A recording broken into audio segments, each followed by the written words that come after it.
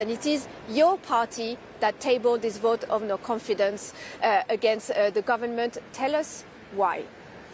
So, as you may remember, on Monday, Michel Barnier, our Prime Minister, decided to use the 49.3 article of the Constitution to enforce his budget bill. We have fought against this bill for 3 months, as we did for 2 years actually, because we do not agree with the austerity plans of Macron in particular. And so, once again, it was the 24th time this article 49.3 was used. And it's a mean to force a budget bill without the assent of the National Assembly. So we disagree with this method. And this time it was once more. So we have lodged a no confidence motion with the New Popular Front, the 4 left-wing parties, and we will vote it, as we did in September when Michel Barnier presented himself to the National Assembly, because he is not legitimate. He was appointed even though his party got only 6% in the last snap elections, and even though the New Popular Front won these elections. So he is illegitimate, and we need a new government. Well, he's part of a bloc that is the biggest bloc in parliament with coalition with his other parties, but certainly the left-wing bloc It's the biggest coalition. Yes, but so a lot of people are saying, but if this government is toppled, it opens the door to the unknown, and then it could be a very difficult situation for France afterwards. Are you taking responsibility of what could happen next, potentially on the financial markets and beyond?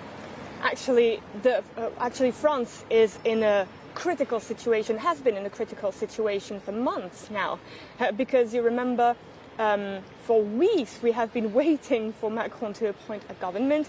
Then he decided to appoint right-wing Michel Barnier, even though his party did not win the elections and got only 6% once again. And so we are in this chaotic situation because of one person only, Emmanuel Macron, the President of the Republic himself, because he does not respect the democratic expression of the people, because he decides to continue with his political line even if the people have voted against it, have voted against his pension reform, for instance. So now we say enough. Emmanuel Macron is the one responsible for this situation. He must leave.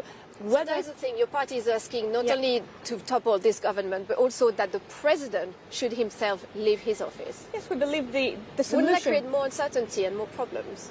We believe the solution to this problem can only be democratic, and the democratic expression is through voting.